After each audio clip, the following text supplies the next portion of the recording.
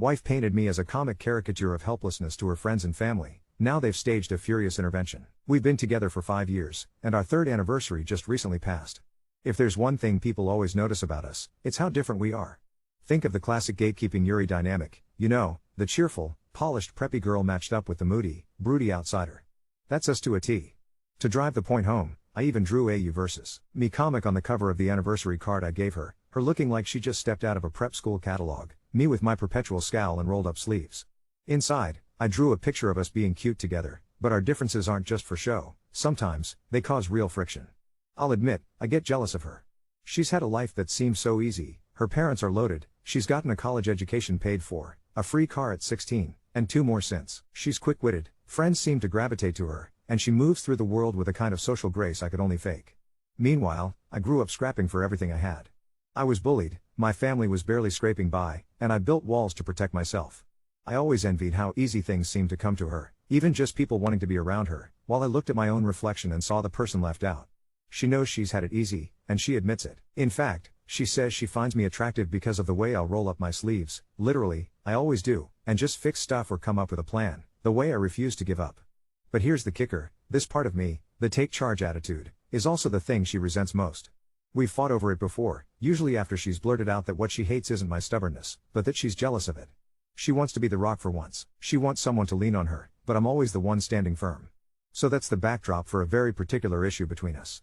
We started living together before we got married. The first year was a storm of tiny arguments, but somehow, we always managed. She's inseparably close to her older sister, her whole family, really, but her sister especially, and she tells her sister everything. Our conversations, our fights, even the little stuff, like who misplaced what, that's always annoyed me, but the problem I really want to talk about is what she does when she talks about me to her family. It'll happen like this, say, one morning, I'm looking for my shoes. I'll ask, hey, have you seen my shoes? If she doesn't know, I just keep looking, no big deal.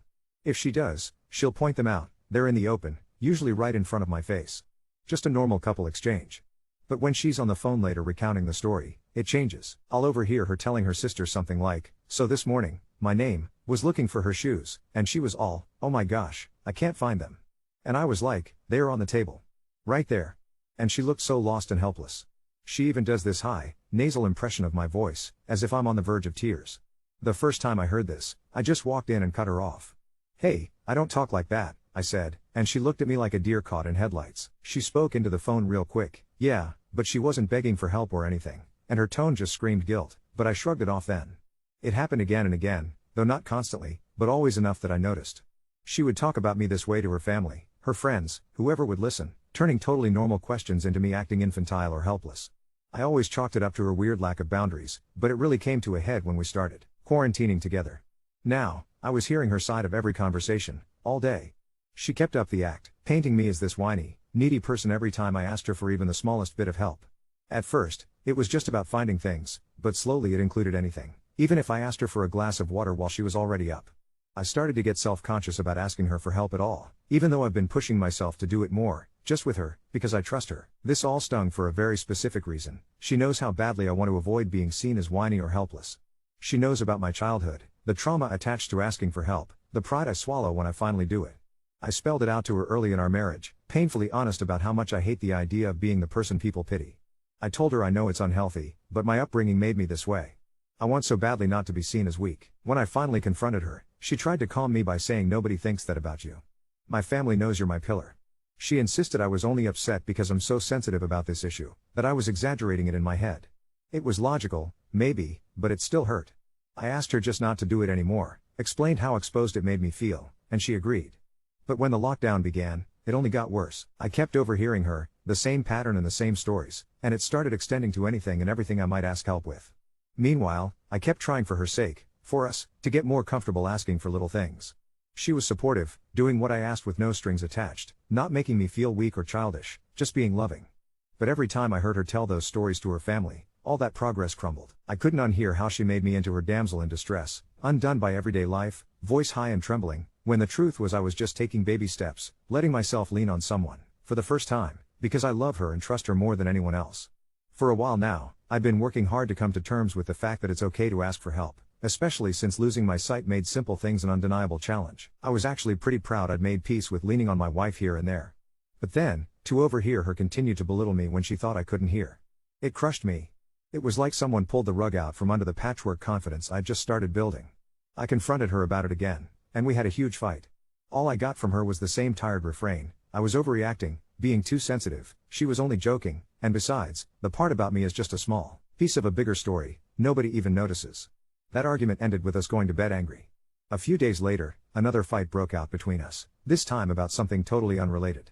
Frustrated, I left for a drive just to clear my head. While I was out on the freeway, suddenly my phone started blowing up.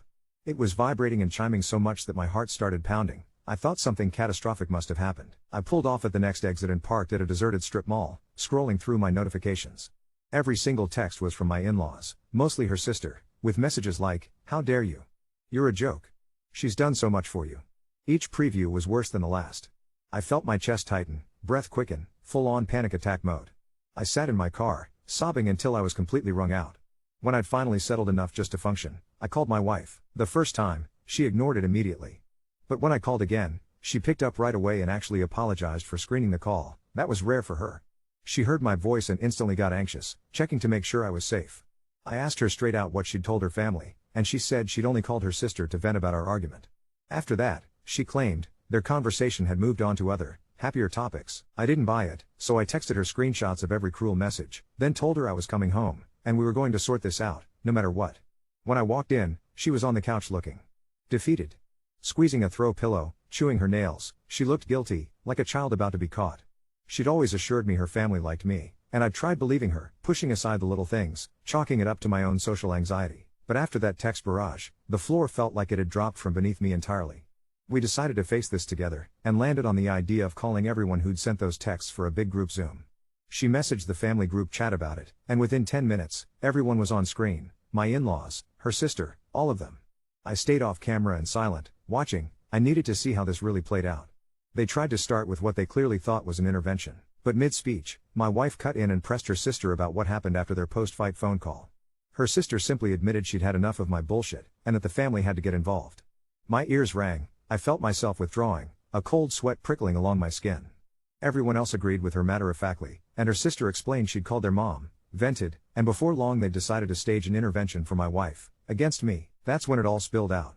They'd been whispering for a long time behind my back about how I'm only with my wife for her family's money, how I take advantage of her kindness and generosity, how I'm a leech. They'd even started a separate group chat devoted to plotting this ambush. I felt dizzy just hearing it. As my wife tried defending me against these wild accusations, asking why they thought I was some kind of mooch, they wouldn't back down. They told her that she knew exactly what they meant and said she can't defend me anymore, even accusing her of gaslighting them for saying otherwise. I was baffled. I've never asked her family for anything, certainly not money. I handle our budgeting and planning, always careful, always trying to avoid even the appearance of leaning on them. Suddenly, my wife started to cry as she began to confess everything. What she told them behind my back only got darker. Turns out, she admitted, that she'd been so jealous of my steady, reliable nature, my willpower and self-control. She resented that I could pull things together where she struggled, and she never liked when people joked about me being her knight in shining armor. So anytime I did need her help, even in the most mundane way, it felt like a triumph for her, proof she could be the strong one, if only for a moment. Slowly, she started exaggerating her stories to her family. At first, it was just little things, tiny fibs to make us look equally forgetful or careless. It made her feel better, temporarily, to think others saw us as equals. But soon she found herself enjoying the feeling so much she couldn't stop. Every time friends or family made jokes at my expense, calling me forgetful, disorganized, she just let it snowball. She tried to quit, she really did, especially the first time I asked her to, but then her self-esteem nosedived and, desperate for control, she started up again. The stories got bigger, the lies more absurd. Suddenly, I was the buffoonish, needy one, completely dependent on her.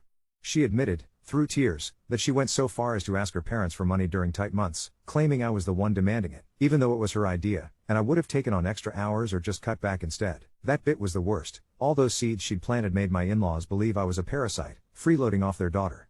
That night, she did all but collapse from guilt, going on to explain the truth, that I was always the one balancing our checkbook, making sure bills and trips were budgeted for, and making sacrifices before I'd ever accept financial help. It wasn't just her secret anymore, everyone finally heard it. For the first time, I realized just how deep the false narrative had cut, how strongly my wife's family had come to resent me, all based on twisted half-truths and lies. I still haven't forgiven her, and I don't think I ever truly can. She finished her confession by apologizing to her family for all the lies she'd told them, And, more than anything, to me. I could see the fear on her face as she admitted she didn't want a divorce. The room, usually filled with her family's lively chatter, fell hauntingly silent. Occasionally, someone would murmur a question, their curiosity laced with shock. When the apologies quieted down, her mom, with a trembling voice, asked if I was in the room. My wife nodded. Her mother told her, "I think we should look you in the eyes when we apologize to you." The idea of facing them made my skin crawl, so I refused. That was when my mother-in-law kicked my wife out of the room and, while she hid herself in the bathroom, her family all apologized to me anyway. It was then that every single one of them admitted they hadn't liked me, all because of the things my wife had said. Their intervention group chat had been like a hive, each one feeding off the other's anger, until it built up into a rage-fueled mob, and they'd all decided to act. The apologies came in waves. Tears streamed down my mother-in-law's and sister-in-law's faces, and I couldn't stop my own from falling. Other family members just looked miserable and subdued, as if the shame of it all was pressing them flat. I told them I accepted their apologies. Truth be told, I adore my own family and knew in a heartbeat I'd be livid too if I thought my sibling was dating a deadbeat. The call ended on a gentle note, with my mother-in-law and sister-in-law both swearing they'd make it up to me. I didn't want to even look at my wife afterward, let alone talk. When I wandered to the bathroom and found it empty, her car keys vanished, I felt a ripple of relief. She hadn't left for good, just gone to pack a suitcase. Not long after, my phone buzzed. It was a text from her, name, address, phone number for a nearby hotel, her room number, and the words, "It's just for a few days. I can't even look at you, and I'm sure you need a break from me too. I love you, and I've never been more sorry in my life." Time slipped by. She returned sooner than either of us expected, and since then, we've been coping. Therapy isn't an option, we simply can't afford it, and neither of us knows even where to start. Step 1, we figured, was to decide what we each wanted from the marriage. She wants to stay together. I want to trust her again. Today, though, her trustworthiness unraveled, and it hit me all over again. I asked if her friends hated me in the same way her family once did. She's a notorious chatterbox and I knew my name had come up before. She hesitated before admitting that none of her friends liked me either. They constantly asked her why she was still married to me. I asked if she'd come clean with them, because now that I knew what they thought, there was no way I'd ever feel comfortable around them again. That, and it would mean something for her to finally take responsibility for her lies. It would be the first real step towards trusting her again. But her answer shattered me. Instead of owning up to what she'd done, she said she'd just let it die out. She'd try to make them like me, maybe toss them a few compliments about me, but she wasn't going to admit the truth. She said she couldn't handle another blow to her self-esteem, and that, since I wasn't close with them anyway, it didn't really matter. Honestly, her reasoning was that if she confessed, she might lose all her friends, and if she did that and I still decided to leave her, she'd have nothing. She didn't want to lose me and everyone else all at once, she wanted insurance. On some level, I get that. But it doesn't stop the pain, and I can't stop wondering if I'm being vindictive or just asking for what I deserve. If she can't start telling the truth to everyone, how can I ever truly trust her? My anger and heartbreak crashed over me, and for the first time I locked myself in our bedroom, doubting everything, then began pouring out my feelings. I hate this. I love her. I don't want a divorce. In so many ways, our relationship is still loving, and she's genuinely kind. In every other way, I'd call her my soulmate without hesitating. If only it weren't for this one thing. Update 1. It's been 3 weeks since my last post, and I honestly didn't think I'd be back here so soon, but everything has completely fallen apart, and I need to get this out before I lose my mind entirely. So after our conversation about her friends, things were tense but we were trying. She actually did start making an effort, dropping little compliments about me into conversations with her friends, defending me when they made snide comments. I could tell she was really trying, even if she still refused to come clean about the lies. It wasn't enough, but it felt like something. Then last Tuesday happened. I was working from home when her phone kept buzzing on the kitchen counter. She was in the shower, and normally I wouldn't even glance at it, but it was going off every few seconds. I figured it might be an emergency, so I walked over to check. The lock screen was lit up with notifications, and I could see enough to make my stomach drop. It was a group chat called Poor Wife's Name, Support Group, and yes, that's actually what they named it. The preview of the latest message read, "Honestly, she needs to just dump the dead weight and move on. You deserve so much better than." I couldn't see the rest, but I'd seen enough. My hands were shaking as I set the phone back down and went to sit on our couch, trying to process what I'd just discovered. This wasn't just her telling lies about me anymore.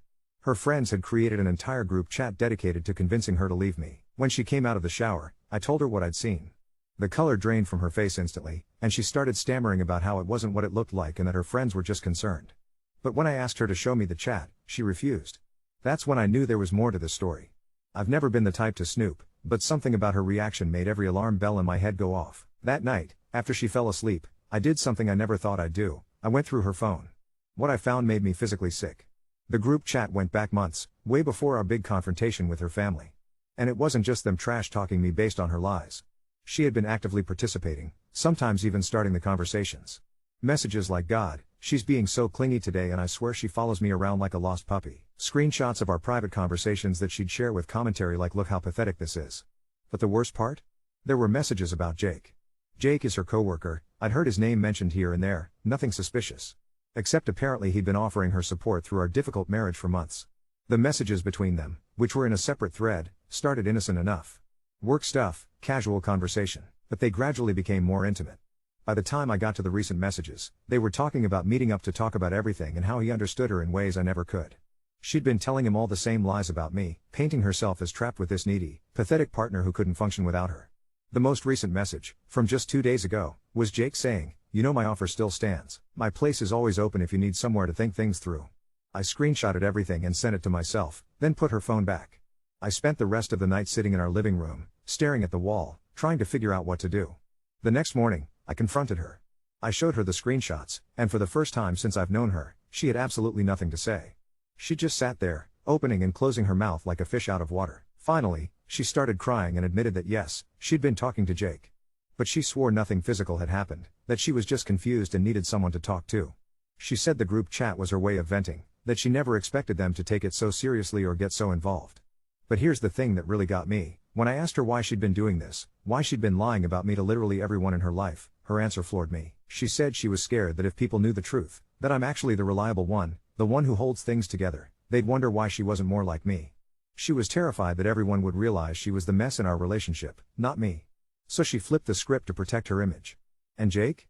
She admitted she'd been emotionally leaning on him more and more because he made her feel capable and strong, something she never felt with me because she knew I had my life together, better than she did. It wasn't just insecurity. It was a calculated effort to rewrite our entire relationship to make herself look better, and she'd gotten so deep into the lie that she'd started believing it herself. She'd convinced herself that I really was this needy, pathetic person she had to take care of, because the alternative, admitting she was the one struggling, was too scary. I asked her if she wanted to be with Jake, and she said no, that she loved me and wanted to fix things. But when I asked if she was going to tell her friends and Jake the truth, she got quiet again. "I can't," she finally said. "They all think you're this terrible person now. If I tell them the truth, they'll know I've been lying this whole time. They'll never trust me again." So there it is. She's more worried about her friends not trusting her than she is about me not trusting her. She'd rather maintain her lies and keep me looking like the villain than face the consequences of what she's done. I'm staying at my brother's place now. I packed a bag yesterday while she was at work and left her a note saying I needed space to think.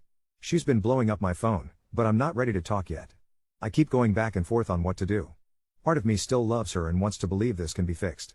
But how do you come back from something like this? How do you rebuild trust with someone who's been systematically destroying your reputation with everyone in their life for their own benefit? And the Jake thing. Even if nothing physical happened, she was clearly building up to something. She was creating this whole narrative where I'm this awful partner she's trapped with, while he's this understanding savior waiting in the wings. I don't know what I'm going to do. All I know is that I can't keep living like this, wondering what she's telling people about me, wondering if every person in her life has been made to hate me based on lies. Maybe some things really are too broken to fix. Update 2. I thought I was done writing these updates. I really did. But something happened yesterday that I need to get out, because I feel like I'm losing my grip on reality. It's been 6 weeks since I moved to my brother's place. 6 weeks of my wife calling, texting, showing up at his apartment building. 6 weeks of me trying to figure out if our marriage was salvageable or if I was just holding on to something that had been dead for months. My brother Mark has been incredible through all this. He's let me crash in his spare room, brought me coffee when I couldn't get out of bed, and mostly just listened when I needed to talk. But last Wednesday, he came home from work with this weird expression on his face. "We need to talk," he said, and my stomach immediately dropped. He sat down across from me at his kitchen table and pulled out his phone. "I wasn't sure if I should tell you this, but I think you need to see it." Apparently, Jake, my wife's coworker, had been posting on social media. Not obvious stuff, but Mark had connected the dots. Photos of coffee dates with captions like supporting a friend through tough times. A picture of my wife's hands, I recognized her ring tan line, holding tissues with sometimes being there for someone means just listening. The one that made my blood run cold was from last weekend, a photo of 2 wine glasses on what looked like my dining room table, caption good. "Friends make the hardest conversations easier." He'd been in our house. In our home. While I was here, agonizing over whether to fight for my marriage. I called her immediately. When she picked up, I could hear music in the background, and a man's voice. "Where are you?" I asked. "Just out with some friends. Getting dinner. Is Jake there?" The line went quiet except for the background noise. Then she hung up on me. I drove to our house. Well, her house now, I guess. Her car was in the driveway next to a blue Honda I didn't recognize. The living room lights were on, and I could see two figures moving around inside. I sat in my car for probably 20 minutes, hands shaking, trying to decide what to do. Part of me wanted to storm in there and confront them. Part of me wanted to drive away and never look back. But then I saw something that made the decision for me. Through our bedroom window, I could see shadows on the wall. Two people, and then the light went out. I don't remember walking to the front door. I don't remember using my key. But suddenly I was standing in our hallway, and I could hear voices coming from upstairs. Her voice, and his. "She doesn't understand you like I do," he was saying. "I know," she replied. "I should have done this months ago. I couldn't move. I just stood there listening to my wife and another man in our bedroom, talking about me like I was some obstacle they'd finally gotten out of the way. That's when I heard footsteps on the stairs. My wife appeared first, wearing one of my old college t-shirts and nothing else. When she saw me, she let out this strangled scream and grabbed the banister. Jake appeared behind her, shirtless, looking confused until he saw me. Then his face went white. "It's not what it looks like," my wife said, which might be the most cliché thing anyone has ever said in that situation. "Really?" I asked, surprised by how calm my voice sounded. "Because it looks like you've been fucking another man in our bed while telling me you want to work on our marriage." Jake started putting his shirt on, muttering something about how he should leave, but I told him to stay.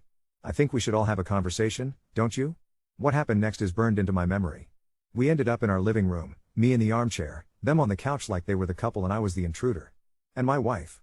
She just started talking. She told me everything. How she'd been sleeping with Jake for 3 weeks. How he'd been the one encouraging her to leave me, telling her she deserved better. How she'd been planning to ask for a divorce but wanted to transition first, whatever the hell that means. But here's the part that really broke me. She said she'd been trying to make me hate her so I'd be the one to end things. All those phone calls and texts begging me to come home? She'd hoped I'd come back angry enough to walk away, for good. "I never wanted to be the bad guy," she said, crying. "I thought if you left me, I could tell everyone you abandoned me. That you gave up on us." Even in the face of being caught, she was still trying to control the narrative. Still trying to make herself look like the victim. Jake, meanwhile, kept trying to leave, clearly uncomfortable with the whole situation.